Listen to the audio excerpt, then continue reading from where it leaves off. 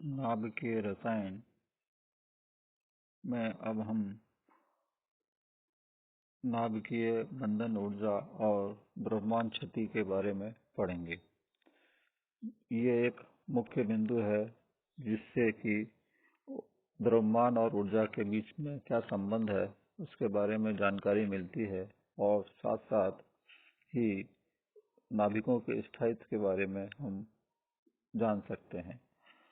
नाभिक जो है वह न्यूट्रॉन और प्रोटॉन से मिलकर बना होता है और इनमें आपस में एक प्रकार का आकर्षण बल होता है और एक प्रकार का ये आकर्षण बल जो है बंधन का कार्य करता है। इसमें नाभिक में न्यूट्रॉन और प्रोटॉन आपस में बंधित होते हैं और इस दौरान कुल ऊर्जा जो है वह उसमें कमी आती है, जिस कारण से नाभिक स्थायित्व की ओर जाता है। जब भी किसी सिस्टम में ऊर्जा की कमी होगी तो वह स्थायित्व की ओर जाता है, यानी ये आकर्षण बल जो है जो न्यूट्रॉन और प्रोटॉनों के बीच में लग रहा है वह ऊर्जा को कम करता है और उससे नाभिक में स्थायित्व आता है और वह जो ऊर्जा है वह नाभिकीय बंधन ऊर्जा कहलाती है। जब किसी नाभिक की बंधन ऊर्जा को इस तरीके से परिभाषित किया जा सकता है जिसमें किसी नाभिक की बंधन ऊर्जा वह ऊर्जा है जो कि न्यूक्लियस को, जो प्रोटॉन और न्यूट्रॉन है, उनको आपस में आकर्षण बलों द्वारा बांधे रखती है। सामान्यतः यह ऊर्जा धनात्मक होती है या वह ऊर्जा जो न्यूक्लियस को उनके घटकों में यानी प्रोटॉन और न्यूट्रॉन में तोड़ने के लिए जो ऊर्जा की आवश्यकता होगी उसे हम नाभिकीय बंधन ऊर्जा कहेंगे। तो यहाँ पर जो है नाभिकीय बंधन ऊर्जा जो है वह इस तरीके से परिभाषित की जा सकती है। इस नाभिकीय ऊर्जा के द्वारा ही बिजली उत्पन्न होती है या बिजली उत्पन्न करने का काम किया जाता है। जब किसी एक ऐसे तंत्र में जिसमें कि ऊर्जा की कमी हो तो उसमें जिसमें कि द्रव्यमान मौजूद हो तो द्रव्यमान में क्षति के कारण ही यह ऊर्जा मुक्त होती है। यदि हम किसी नाभिक को देखें तो उस नाभिक का कुल द्रव्यमान और उसके जो पार्टिकल्स हैं प्रोटॉन और न्यूट्रॉन उनका अलग अलग सबका द्रव्यमान ज्ञात करें उनकी संख्या के आधार पर, तो वह द्रव्यमान कुल द्रव्यमान नाभिक का द्रव्यमान कम आता है और प्रोटॉन और न्यूट्रॉन का कुल द्रव्यमान थोड़ा अलग अलग यदि हम देखें तो वह ज्यादा आता है। तो ये द्रव्यमान में क्षति बहुत कम होती है जिसे मापना इतना आसान नहीं होता है। तो ये ऊर्जा का द्रव्यमान का अंतर है, यही द्रव्यमान का अंतर ऊर्जा में परिवर्तित होता है और यह द्रव्यमान की कमी जब बहुत अधिक हो तो इसे हम द्रव्यमान क्षति या मास डिफेक्ट कहते हैं।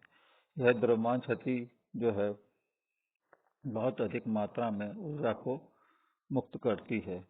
जितनी ज्यादा द्रव्यमान क्षति होगी उतना ही ज्यादा ऊर्जा मुक्त होगी।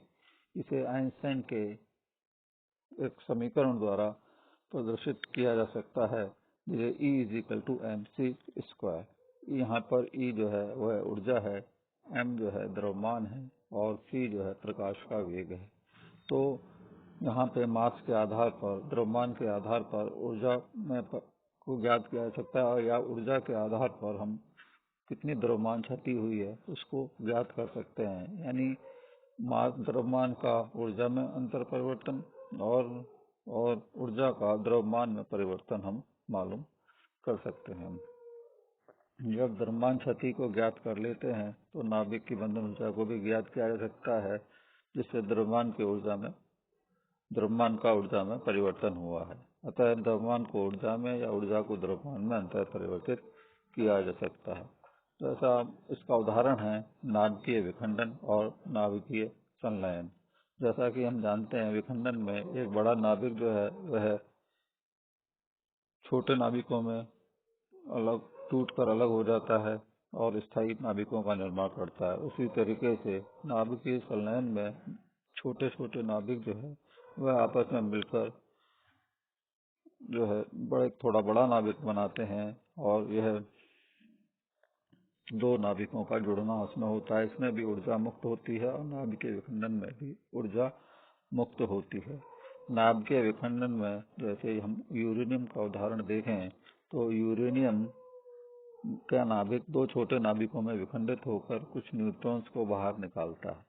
तो यहाँ पर जो विखंडित नाभिक से जो नया नाभिक बनेंगे, यदि उन नाभिकों की का और कणों का कुल द्रव्यमान ज्ञात करें और यूरेनियम के द्रव्यमान को ज्ञात करें तो इनमें 0.25 AMU जो है वह मान कम आता है, जो कि कुल वास्तविक द्रव्यमान का 1% है। परंतु ऊर्जा के रूप में देखें तो यह 2.3 गुणा 10 की पावर 3 इलेक्ट्रॉन वोल्ट ऊर्जा के बराबर होता है। यानी 1% ऊर्जा का मान, एक द्रव्यमान का मान जो है वह इतनी बड़ी ऊर्जा को उत्सर्जित करता है, और जो कि सामान्यतः रासायनिक अभिक्रियाओं का जो है 8 गुना 10 की पावर 8 गुना अधिक होती है। यानी सामान्य रासायनिक अभिक्रियाओं में जो ऊर्जा मुक्त होती है उसकी इतने छोटे से मास में वह उसका 10 की पावर 8 गुना ऊर्जा मुक्त हो रही है। तो नाभिकीय संलयन में ऊर्जा इससे भी अधिक ज्यादा मुक्त होती है, जो कि सूर्य में और तारों में जो ऊर्जा बन रही है वह इन छोटे नाभिकों के नाभिकीय संलयन के कारण जो द्रव्यमान क्षति हो रही है उसके कारण बन रही है। तो एक AMU एटॉमिक मास यूनिट की जो है वह 1.66 गुणा 10⁻27 10 की पावर 27 kg के बराबर होता है। तो एक AMU से प्राप्त होने वाली जो ऊर्जा होगी, यदि उसको हम कैलकुलेट करें तो यहाँ पे द्रव्यमान जो है 1.66 गुणा 10 की पावर -27 है एक AMU का, और प्रकाश का वेग 2.998 गुणा 10 की पावर 8 है मीटर प्रति सेकंड है। तो कुल 1.49 गुणा 10 की पावर -10 जूल के बराबर होगा, और एक इलेक्ट्रॉन वोल्ट जो है 1.602 इंटू 10⁻19 के बराबर होता है, जूल के बराबर होता है। इसलिए जब 1.49 गुणा 10 की पावर -10 में 1.602 गुणा 10 की पावर -19 का भाग दे दें तो यह 931.4 गुणा 10 की पावर 6 इलेक्ट्रॉन वोल्ट ऊर्जा के बराबर होगा। यानी 1 AMU जो है एटॉमिक मास यूनिट में परिवर्तन 931.4 इंटू 10 की पावर 6 इलेक्ट्रॉन वोल्ट के बराबर ऊर्जा मुक्त करेगा।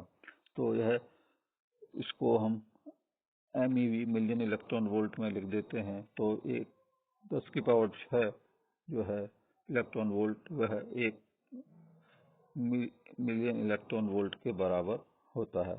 तो इसको 931.4 इंटू डेल्टा M जितना द्रव्यमान में क्षति हुई है उससे मल्टीप्लाई कर दें तो कितनी ऊर्जा मुक्त हो रही है वह हम मालूम कर सकते हैं। तो द्रव्यमान क्षति से मुक्त होने वाली जो ऊर्जा है उसको हम इस तरीके से मालूम कर सकते हैं। तो डेल्टा M इंटू 931.4 MeV। बंधन ऊर्जा जो होगी वह 931.4, और जो द्रव्यमान की क्षति है डेल्टा M उसको Z M H plus A minus Z M N minus N इसको कर सकते हैं। तो M जो है वह कुल मास है प्रारंभ का नाभिक का, बड़े नाभिक का, और वास्तविक मास है, और बाकी जो है वह उनके कणों का, प्रोटॉन और न्यूट्रॉन का द्रव्यमान है। तो MH जो है वह प्रोटॉन का द्रव्यमान है, जो कि परमाणु क्रमांक जो है उससे गुणा किया गया है।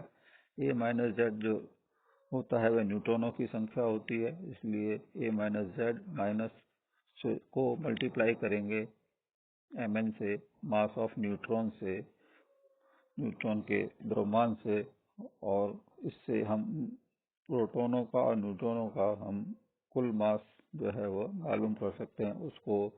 उसमें से यदि वास्तविक मास जो प्रारंभिक मास है उसमें को घटा दें तो जो द्रव्यमान क्षति हुई है वह मालूम की जाती है। और इसको यदि प्रति न्यूक्लियन में निकालना है तो जितने इसमें न्यूक्लियॉन्स यानी प्रोटॉन और न्यूट्रॉनों की कुल संख्या का यदि इसमें भाग दे दें तो वह नाभिकीय की बंधन ऊर्जा प्रति न्यूक्लियन हमें जो ज्ञात कर सकते हैं। उदाहरण के द्वारा जब यदि हम इसको समझें तो 10 नियोन 20 का द्रव्यमान जो है वह 19.992470 है, जो कि इसकी बंधन ऊर्जा क्या होगी। तो यहाँ पर Z 10 है यानी प्रोटॉन 10 है, न्यूट्रॉन 20 - 10 तो 10 ही न्यूट्रॉन हैं। बंधन ऊर्जा यदि इसकी देखें तो 931.4 को 10 से गुणा 1.007825 तो ये प्रोटॉन का द्रव्यमान है, इससे गुणा किया गया है। और उसके बाद प्लस जो है 10 न्यूट्रॉन की संख्या है गुणा न्यूट्रॉन का द्रव्यमान है 1.008665 तो इससे प्रोटॉन और न्यूट्रॉन का अलग अलग कुल द्रव्यमान आ जाएगा। इसमें से कुल जो वास्तविक द्रव्यमान जो कि बताया गया है 19.992470 है वो घटा दें तो यह 160.6 मिलियन इलेक्ट्रॉन वोल्ट के बराबर ऊर्जा मुक्त इसमें होती है। तो बंधन ऊर्जा प्रति न्यूट्रॉन में यदि 20 का भाग दे दें इसमें 160.6 में तो यह बंधन ऊर्जा प्रति न्यूक्लियन हमें 8.03 मिलियन इलेक्ट्रॉन वोल्ट प्राप्त हो जाती है। इसी तरीके से यदि हम हरेक परमाणु क्रमांक का या हरेक नाभिक का द्रव्यमान संख्या का उसके बंधन ऊर्जा प्रति न्यूक्लियन यदि मालूम करें तो और उसके बीच में ग्राफ प्लॉट करें द्रव्यमान संख्या और बंधन ऊर्जा प्रति न्यूक्लियन के बीच में उस परमाणु संख्या के लिए या द्रव्यमान संख्या के लिए तो हम ये पाते हैं कि शुरुआत में तेजी से बंधन ऊर्जा बढ़ती है। जैसी द्रव्यमान संख्या शुरुआत की होगी यानी हल्के नाभिकों की बंधन ऊर्जा जो है वह काफी अधिक होती है शुरुआत में और फिर यह ऊर्जा 8 मिलियन इलेक्ट्रॉन वोल्ट से जब अधिक हो जाती है तो वह अधिकतर नाभिक जो है वह स्थायी होते हैं। तो जो हल्के नाभिक हैं वह उनकी बंधन ऊर्जा जो है 8 मिलियन इलेक्ट्रॉन वोल्ट के आसपास होती है।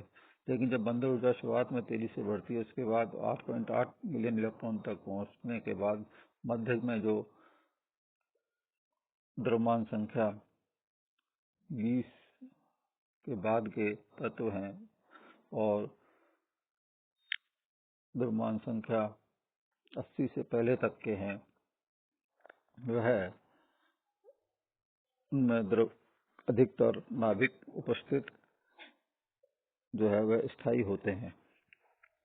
तो यहाँ पर फिर उसके बाद द्रव्यमान संख्या प्रति न्यूट्रॉन जो बंधन ऊर्जा है द्रव्यमान संख्या बढ़ने के बाद जब 100 से ज्यादा हो जाए द्रव्यमान संख्या तो यह घटना शुरू हो जाती है और धीरे धीरे घटकर ये 7.6 यूरेनियम पर आ जाती है। तो यूरेनियम जो है जैसे जैसे बंधन ऊर्जा का मान प्रति बंधन ऊर्जा का मान कम होगा वैसे वैसे उसकी स्थायित्व में कमी आती जाएगी। तो बंधन ऊर्जा जो है वह बताती है जब 8 के नजदीक है तो वह अधिक स्थायी है और 8 से कम है 7.6 तक आ गया तो वह और उतने स्थायी नाभिक नहीं रह जाते हैं जिनको आसानी से तोड़कर उनका विखंडन करके ऊर्जा प्राप्त की जा सकती है। तो ये देखा गया इसमें कि प्रोटॉन और न्यूट्रॉन की संख्या के आधार पर बंधन ऊर्जा कैसे ज्ञात की जा सकती है उनके द्रव्यमान और संख्या के आधार पर। तो 2He4 6C12O ऑक्सीजन जो है 8O16 इसकी बंधन ऊर्जा अपने नजदीक के नाभिकों की तुलना में काफी अधिक होती है क्योंकि इसमें बराबर बराबर मात्रा में प्रोटॉन और न्यूट्रॉन हैं और ये अपेक्षाकृत अधिक स्थायी हैं। यहाँ पर अधिक आकर्षण बल इनके मध्य में लग रहा है, जिसके कारण ये अति स्थायी हो गए हैं।